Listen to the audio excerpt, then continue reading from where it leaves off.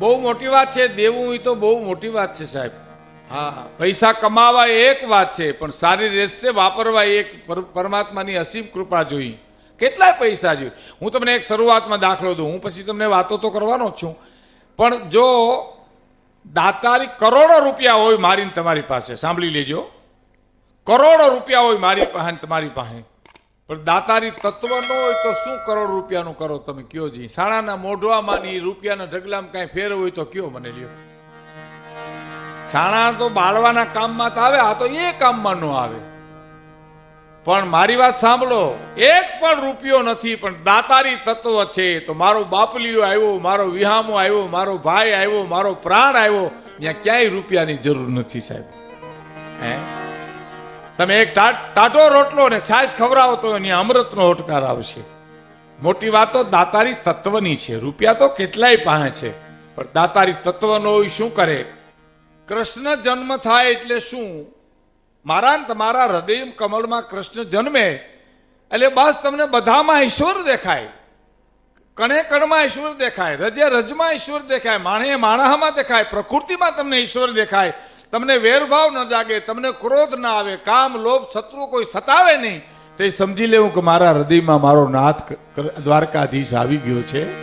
એટલે બહુ પડકારા નહીં કરતા. તમે દાંત દિયો તો જુદી વાત છે, પણ પડકારા નહીં કરતા. આ લોક સાહિત્યનો પ્રોગ્રામ છે, આ ગરિમાવાળો પ્રોગ્રામ છે. હું તમને આનંદ પણ કરાવીશ, પણ બહુ શાંતિથી સાંભળો. સાંભળવા જેવું છે આ પ્રોગ્રામ, સાંભળવા જેવું. બીજી વિનંતી આપણે કરી દઉં, બહાર ગામ જાય એટલે વિનંતી જ કરાય. બહાર કાંઈ મૂછું ન મળાય કાંઈ, કારણ કે અમે ઘીરે કહીને પાસે આવશું એમ. અમારે ત્યાં એક જણો મૂછું મળ્યા જ કરે, મળ્યા જ કરે, મળ્યા જ કરે. એમાં કોઈક પૂછ્યું કે તમે મૂછું મળ્યા કર્યા એટલી તકલીફ કાયતા કર્યા તો બે જો લુગડા થઈ જાત. આમાં ઘણી ટ્યુબલાઇટ મોડી થાય, પણ અહીં તો થાય. અને આને કહું નેહડો એટલે સમજી લેજો, નેહ નીતરતો એને નેહડો કહેવાય. નેહ એટલે પ્રેમ, આવકારો નીતરતો એને નેહડો કહેવાય. વિવેક નીતરતો એને નેહડો કહેવાય. ઘણા મકાનના નામ હોય આનંદ ભુવન, અને ડેલી દાખલ થતો હોલિયાડા બેદી હોય, ખડકાઈ ગઈ હોય એટલી જ વાર હોય પ્રગટે એટલી. હે, ઘણા બંગલા બહુ મોટા બનાવે અને ડેલીએ બોર્ડ કેવા મારે ખબર, રજા સેવા અંદર આવવાની મનાય છે. તો આપણે એમ થાય કે આમ હાવત દીપડો હોય છે, કાંઈ ન હોય ભાઈ, ઘરમાં સડી પીને રખડતા હોય અને કાં બેઠા બેઠા છોકરાઓને હિંચકાવતા હોય. તમે રજા લઈ લ્યો તો હમાનમાં થઈ રહીએ બસ. આ દંભના પૂતળા કહેવાય. અને ઘણા તો એવા બોર્ડ મારે, કૂતરાથી સાવધાન, ને બોર્ડની પાસે પોતે ઊભો હોય. એટલે આપણને એમ કે ઊભો હોય છે કે બીજો માલિકો આંટા મારતો હોય છે એમ. હે, મોટી મોટી ઝૂંપડીએ કીધું જીવન પધારો અહીંયા સાહેબ. મેં તમને કીધું ને દાતારી તત્વ છે એની પાસે. એની પાસે સંપત્તિ નથી, પૈસા નથી, સગવડતા નથી, પણ મારો બાપલીઓ આવ્યો, મારો વિહામો આવ્યો, મારો ભાઈ આવ્યો, મારો પ્રાણ આવ્યો.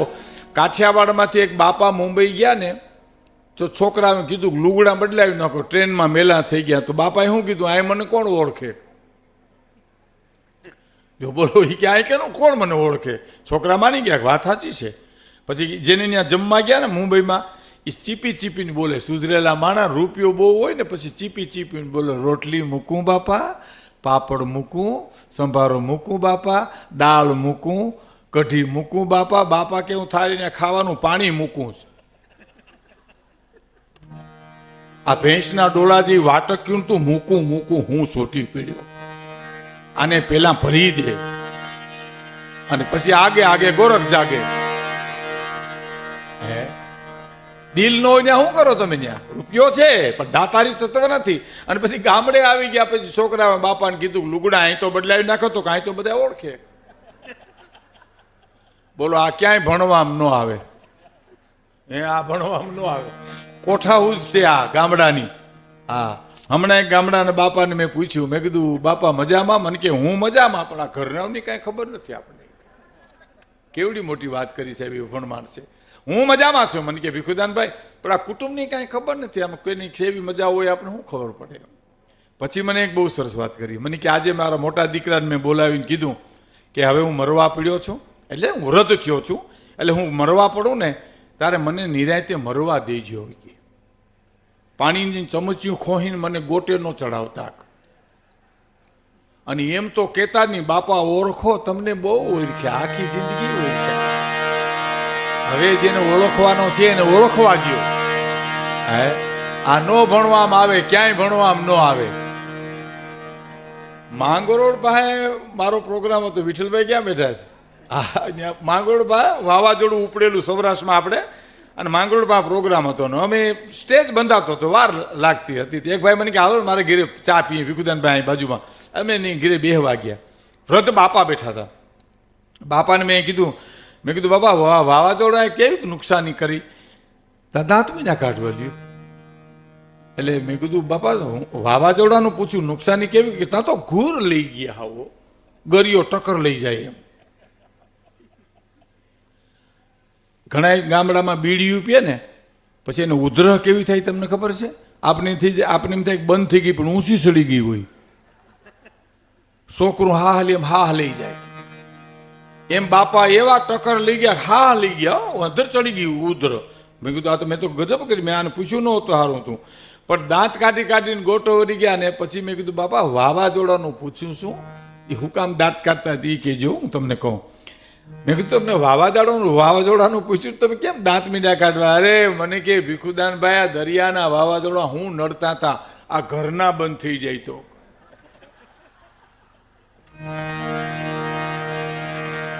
હા, આ ઘરમાંથી જે ઉપડે છે ને એને બહુ દખ દે છે. હા, હું વહુ ના બાપ દીકરા ના. અને મને કે ભાઈ દરિયાના વાવાઝોડા તો વર્ષે 2 વર્ષે 3 વર્ષે 5 વર્ષે ઉપડે, આ તો ધીમા 3 વાર ઉપડે છે. બોલો હાવ સાચું છે કે નહીં? હે, છતાં ક્યાંય ભણવામાં ન આવે, એ ખોટાવું જ કહેવાય. ગામડાના બાપાએ મને કીધું હતું, મને કે ભીખુદાનભાઈ શિવાજી છે ને એ લડીને મરી ગયા અને આપણે શિવાજી બીડી પીને મરી ગયા. મરી તો બે ગયા પણ ઓલા દેશને ખાતર ખપી ગયા ને આપણે બીડી ખાતર ખપી ગયા. એ તમને મેં કીધું ક્યાંય ભણવા. હવે એક છેલ્લી વાત કરીને પછી હું વંદનામાં આવ્યો જાઉં. મારા ફાર્મ ઉપર મારા વાડીએ એક રવાભાઈ હતા, નામ લઈને કહું. એક દી મને કે ભીખુદાનભાઈ તમારે ટાઈમ હોય તો બેહો. મેં કીધું બેઠો. બોલો હું? મને કે ભાઈ અમે જ્યારે જુવાન હતા ને ત્યારે કીડિયારું પૂરીએ એટલે અમે એને પૂન માનતા હતા. ગાયુંને નીર નાખી આવી એને અમે પૂન કરતા હતા. કૂતરાના રોટલા નાખી આવી એને પૂન ગણતા હતા. પંખીને શેણી નાખી દે એટલે પૂન. હવે અટાણે વક્તાઓ એટલું બધું બોલે છે કે આમાં શું કરીએ તો પૂન થાય એ જ ભૂલી ગયા. મુદ્દો વયો ગયો, મુદ્દો. બોલો હે, કહેવાનો મારો અર્થ ગામડાનો માણસ છે એની પાસે સંસ્કૃતિ પડી છે. મેં ઘણી ગામડા રખડ્યા છે, નેહડા રખડ્યા છે, અને એ નેહડે કીધું કે જીવન પધારો હે અખિલ બ્રહ્માનો માલિક, અહીં અમારે ઝૂંપડે પધારો સાહેબ. અને કવિએ પણ લખ્યું છે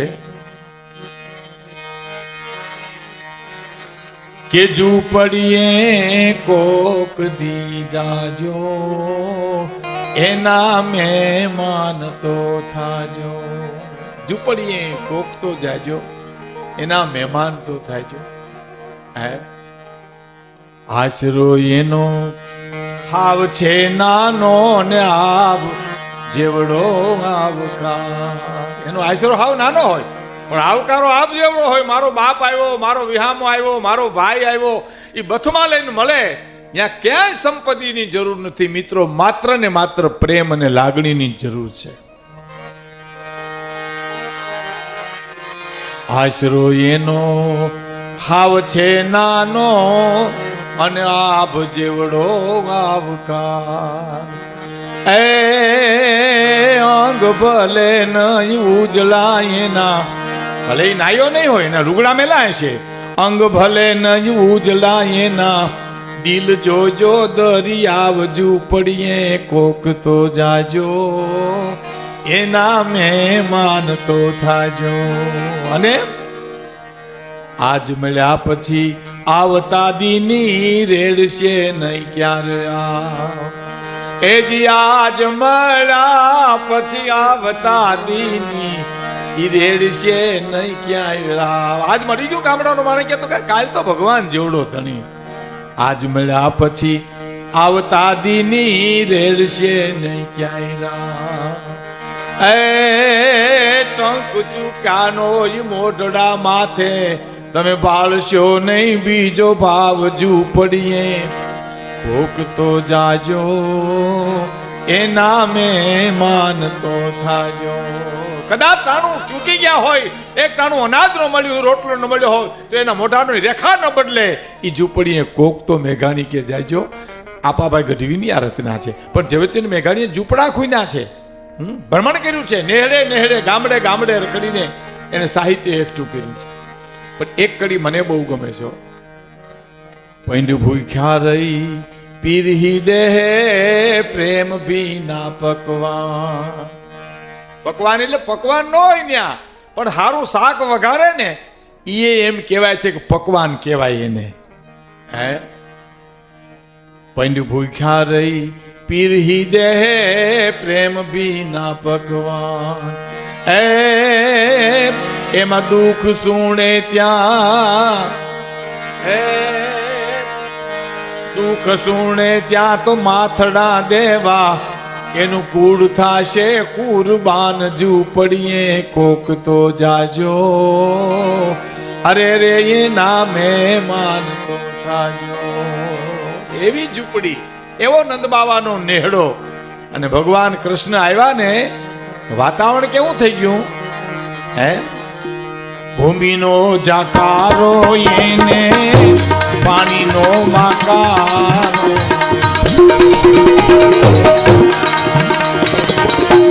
ભૂમિનો જાકારો એને પાણીનો માકારો.